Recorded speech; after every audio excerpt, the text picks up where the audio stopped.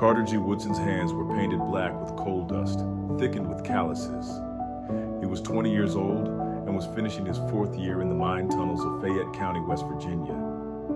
Every morning he'd wake before dawn, walking toward the mine entrance while stars still glittered in the sky. And every evening, long after the sun had set, he'd return in the same darkness. I don't see the sun anymore, he thought one morning, walking along the graveled path beneath his feet. I go in darkness. I come out in darkness. It's like the sun doesn't rise for me anymore. At the mine entrance, he lined up with the other workers. Most were Black Americans like him.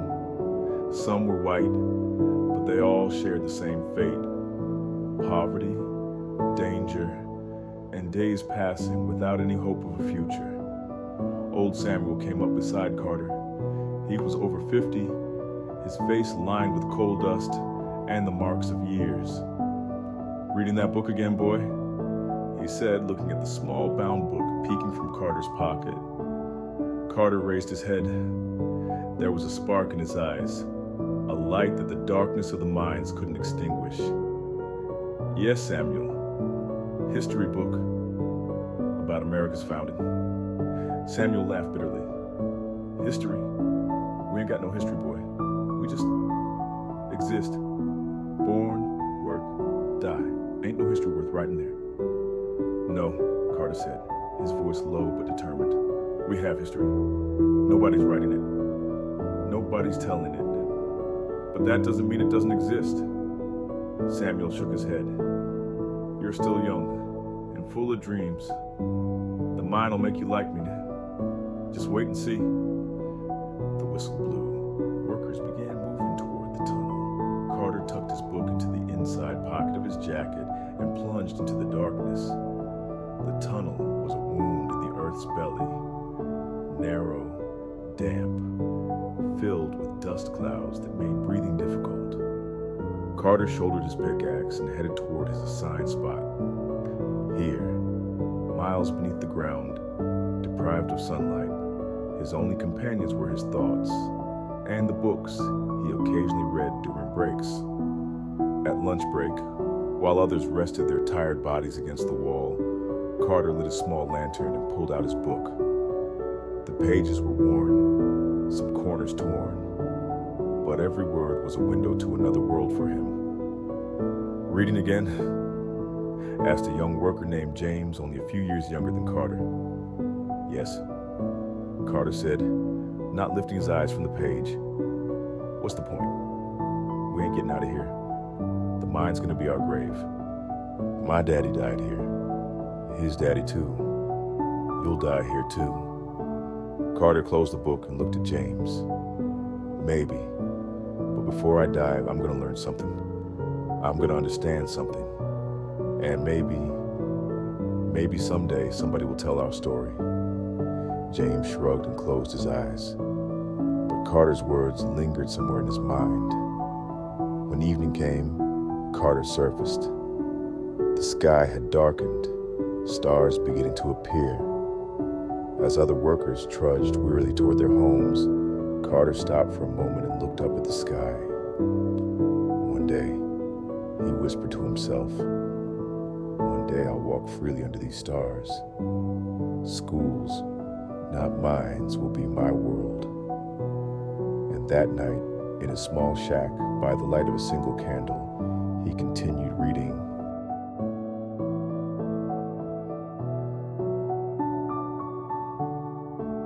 It was Sunday, Carter's only free day. While other miners spent the entire day resting their tired bodies or passing time in the town bars, Carter chose a different path. Every Sunday, he'd go to the small church in town. The church was a white wooden building, its paint peeling in places, its roof patched. But for Carter, this place was more than a sanctuary, because in the church, once a week, a reading group gathered. The group's leader was a young woman named Miss Clara Williams. She came from a Black family but had been educated in the northern states, had learned to read and write. Now, here in this poor mining region, she was trying to teach her own people to read and write. "Good morning, Carter," Miss Clara said, seeing the young man enter through the door. A warm smile was on her face. "You're early again." "Yes, Miss Clara. I can't wait." Miss Clara placed an old book she was holding on the table. "Today, we'll read about the American Revolution. We'll talk about the concept of freedom." The room slowly began to fill. Old women, young men, a few children. All were here to learn to read, to understand the world. When the lesson began, Carter absorbed every word. Miss Clara was reading the American Declaration of Independence. All men are created equal. Carter raised his hand and, "Miss Clara, but we're not equal. We're not treated that way." Miss Clara stopped. There was deep pain in her eyes, but also determination. "You're right, Carter. What's written and what's lived aren't the same thing, but that's exactly why we need to read. That's exactly why we need to learn, because knowledge is the first step toward freedom." After the lesson ended, Carter approached Miss Clara. "Miss Clara, I want to learn more. Not just reading and writing, history, math, everything." Miss Clara looked at Carter for a long time. The hunger she saw in the young man's eyes wasn't just for food. This was hunger for knowledge, hunger of the soul. "Carter, how old are you?" 20, Miss Clara. "And a high school diploma?" "No, I never went to school. I'm only learning here with you." Miss Clara took a deep breath. "Carter, I'm going to tell you something. This won't be easy, but if you really want it, there's a way." Carter's heart raced. "What? What should I do?" "Douglas High School, here in town, offers evening classes for adults. If you go, you can get your diploma, but it'll be exhausting. Mine during the day, school in the evening. You'll have no time left." Carter paused for a moment. Before his eyes, two paths appeared. One, continue in the mine, slowly burn out, age like Samuel. The other, take a risk, wear himself out, but maybe catch a chance. "I'll do it," Carter said. "Whatever it takes, I'll do it." Miss Clara smiled. "I knew it. There's something in you, Carter. A light.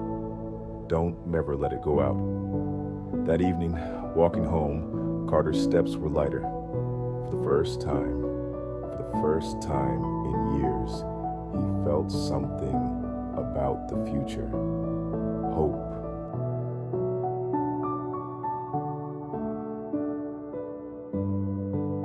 Carter G. Woodson's new life pushed the limits of what an ordinary person could endure.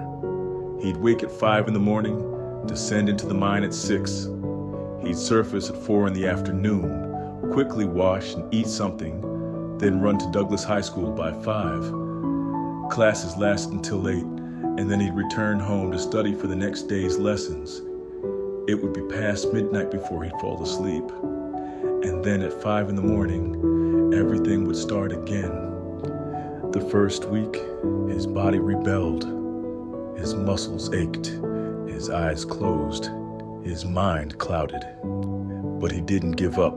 The second week, the mine foreman, Mr. Richardson, called him in. He was an old white man who'd worked in the mines for years, now in management. "Carter, I heard you've been going to school in the evenings." "Yes, sir." "Why?" Carter paused for a moment. "To learn, to change my life." Mr. Richardson laughed. "Change your life? Look, boy, you're a miner.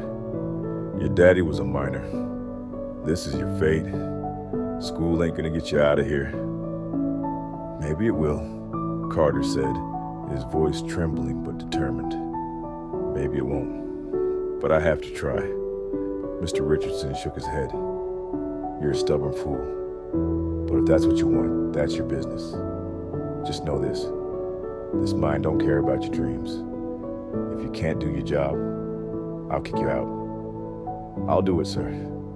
I promise." And and Carter kept his word. Every day, every hour, he pushed himself. While swinging his pickaxe in the mine tunnels, he solved math problems in his mind. During breaks, he'd write history notes in the small notebook in his pocket. In the evenings at school, tired and exhausted though he was, he absorbed every word. But the cost was heavy. His friends started mocking him. "Professor Carter," they'd shout, "come teach us how to read and write." James came up to him one day during break. "Carter, why are you doing this? Look, they're even enjoying making fun of you." "I don't care," Carter said, not lifting his eyes from his book. "But this is crazy. You're killing yourself. Look, today you almost fell down the stairs from exhaustion." Carter closed the book and looked at James. "James, every day we work here. Every day we dig coal in this darkness. And what happens? We age, we get sick, we die. And what's left behind? Nothing. But I want something different. Maybe I won't succeed. Maybe you're right and I'm wearing myself out for nothing. But at least I'll try." James said nothing. He just nodded and walked away. Months passed, winter came and went. Spring, summer, fall.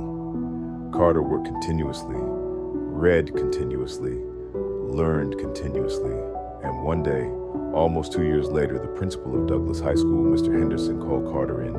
"Carter, I want to see you." Carter entered the principal's office.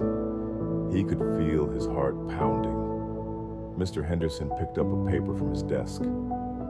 "Carter, you've been studying at this school for 2 years, and I've never seen a student as hardworking as you. Your grades are excellent.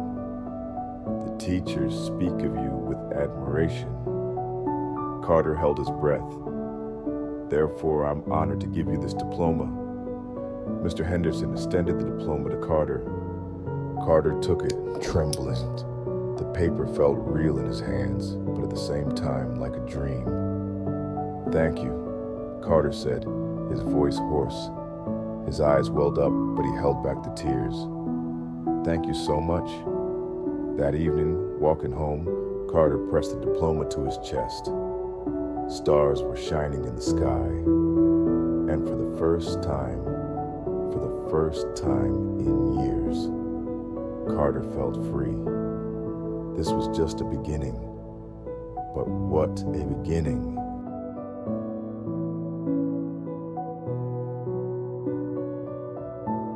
Carter G. Woodson was now 22 years old and had a high school diploma in his hand, but he was still working in the coal mine. Because a diploma wasn't a magic wand. The world didn't easily open doors to a black man's diploma. One morning he visited Miss Clara.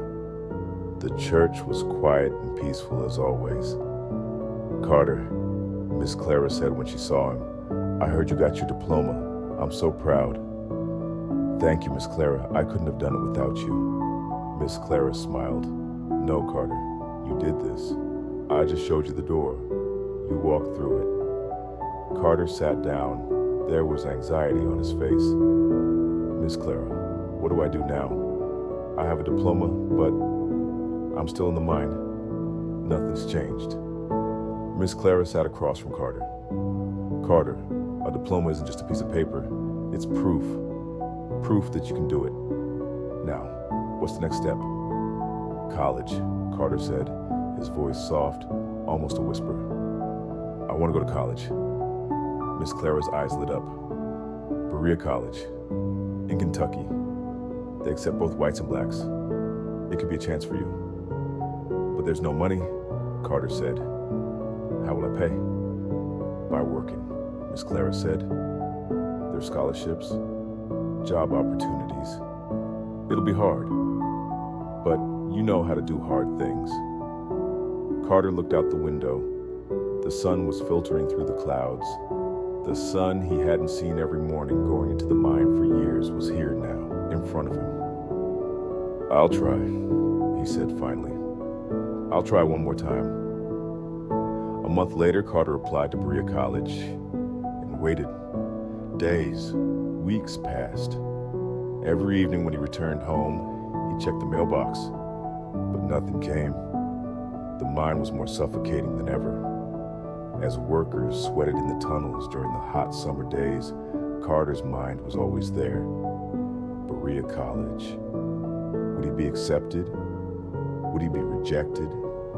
Samuel came up to him one day. Still waiting for that letter? Yes. Carter, give up those dreams already. Look, you're a good worker. You can stay here. You'll start a family, have children. And will they work here too? Carter asked, his voice hard. Will they share the same fate? No, Samuel. I have to break this cycle. Samuel shook his head. You're a stubborn fool, Carter, but a brave fool. And then one September evening when he came home, Carter saw an envelope in the mailbox. His hands trembling, he took the envelope. It read, Berea College. He held his breath. He opened the envelope. His eyes scanned the lines. Dear Mr. Woodson, your application has been accepted. Carter couldn't finish reading the letter. His eyes blurred. His hands trembled. His knees buckled and he sat on the ground. And there, on the dirt, for the first time in years, he cried. But this time, it wasn't pain. This time, it was joy, hope, freedom.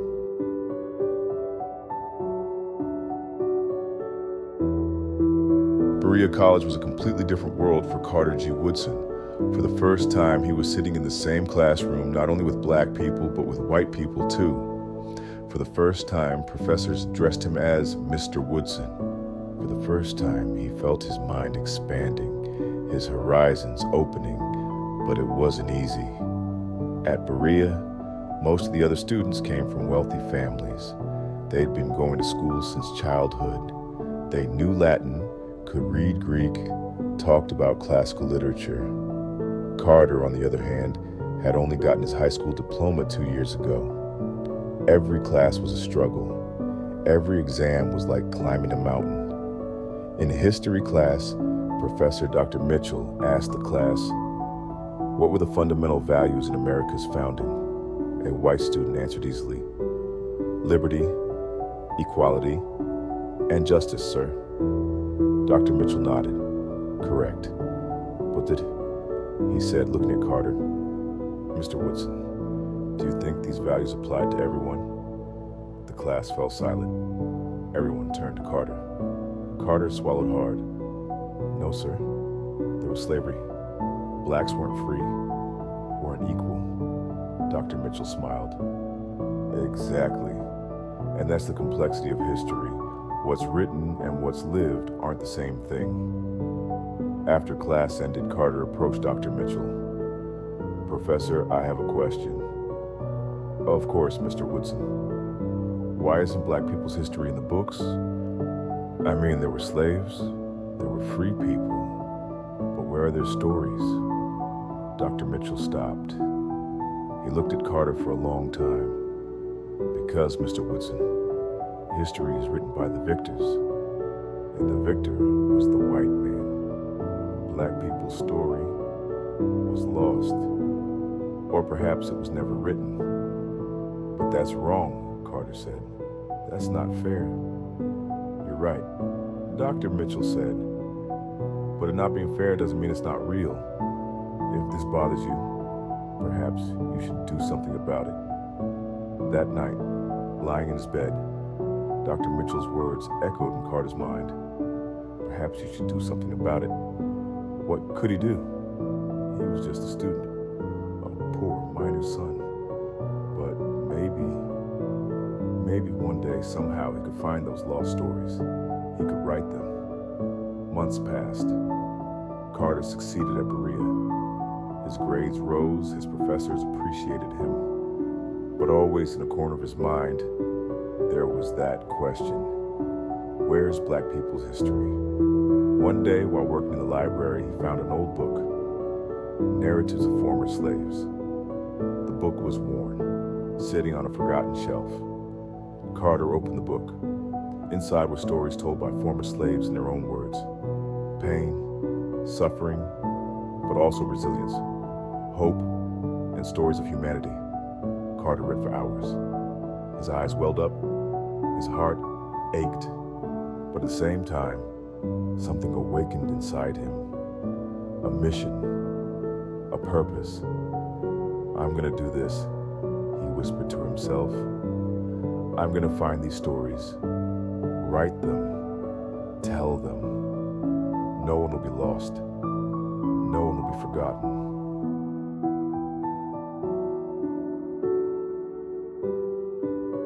Carter G. Woodson was 25 years old when he graduated from Berea College, and he now had not just a high school diploma, but a college diploma in his hands.